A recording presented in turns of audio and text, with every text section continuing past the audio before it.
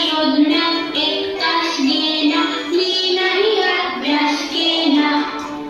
घड्याळात वाजले 10, बाबा आले पहा. बाबांशी बोलण्यात 1 तास गेला, मी नाही अभ्यास केला. घड्याळात वाजले 11, मी मारल्या चक्रा. चक्रा मारण्यात 1 तास गेला, मी नाही अभ्यास केला.